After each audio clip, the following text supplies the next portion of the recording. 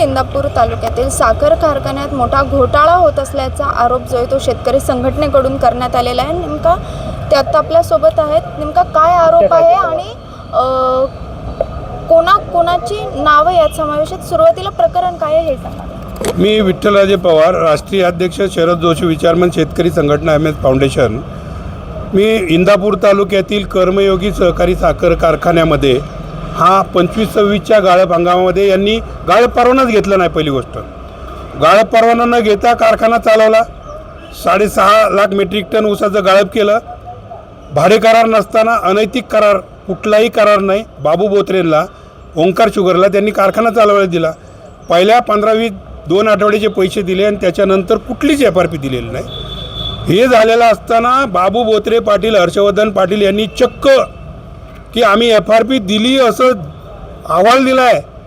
100%पेक्षा जास्त FRP दिली असा रिपोर्ट त्यांनी RGD regional joint director sugar आणि साखर आयुक्तांना दिला। मी सांगितलं पैसेच दिले नाही, त्यांच्या समोर कबूल करून दाखवलं। त्यांच्या जनरल मॅनेजर, त्यांच्या मॅनेजरला, MDला फोनवरती कबूल झाले। साखर आयुक्तांच्या समोर फोनवरती त्यांनी सांगितलं की आमच्याकडं 185 कोटीचं आउटस्टँडिंग आहे, आम्ही एप्रिलच्या पहिल्या आठवड्यात देतोय।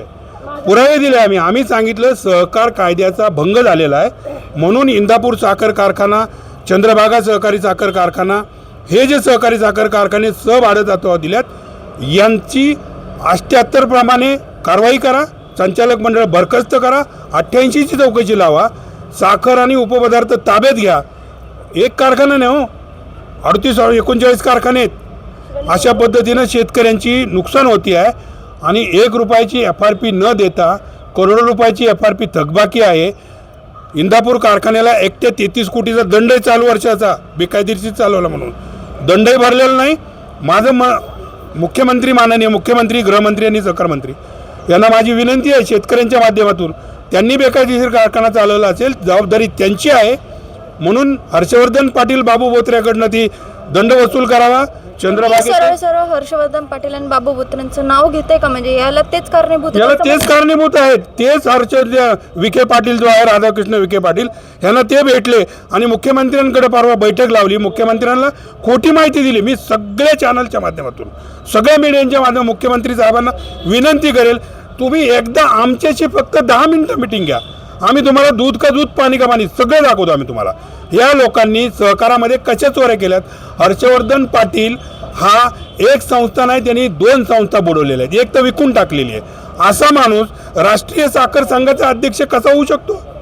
काय मागणी कराल मग? आम्ही सांगितलं हर्षवर्धन पाटलाची हकालपट्टी करा, ओंकार ग्रुपची चौकशी करा, बाळवणी, त्याच्यानंतर गोकुळ शुगर, त्याच्यानंतर देवदैठण आणि हिरडगाव हे सगळे साखर कारखाने यांनी FRP दिलेली नाही। भीमा पाटसनी FRP दिलेली नाही, अनुराग शुगरनी FRP दिलेली नाही। कारखाने बिनधास्त बेकायदेशीर चालवले, यांची जबाबदारी आहे। यांच्यावर IPC ॲक्ट प्रमाणे 120B संघटित गुन्हेगारी कलम 78नी संचालक मंडळ बरखास्त करा आणि यांच्यावरती कारवाई झाली पाहिजे, म्हणजे झालीच पाहिजे, नाही तर आम्ही आंदोलन करू, सोडणार नाही। बच्चूभाऊ कडू, महादेवराव जानकर, विठ्ठलराजे पवार, आम्ही प्रशांत डिक्कर, भाई केदार यांच्या नेतृत्वात आम्ही साखर आयुक्तालयावर आंदोलन करू, म्हणजे करू। नक्कीच बघू शकतो की FRP दिली नसतानाही अहवालात FIR दिली असा उल्लेख करण्यात आलेला आहे आणि याला सर्वस्वी जबाबदार जे आहेत ते हर्षवर्धन पाटील, जे साखर कारखान्याचे अध्यक्ष आहेत, आणि दुसरे म्हणजे बाबू बोत्रे यांचं शेतकरी संघटनेकडून नाव घेण्यात येत आहे। त्याच्यामुळे मुख्यमंत्री यात लक्ष घालतील का हे पाहणं महत्त्वाचं असेल, अन्यथा शेतकरी संघटनेकडून या संपूर्ण प्रकरणात दखल न घेतल्यास आंदोलनाचा देखील इशारा देण्यात आलेला आहे। शिवानी लकडे, टाइम्स ऑफ महाराष्ट्र, पुणे।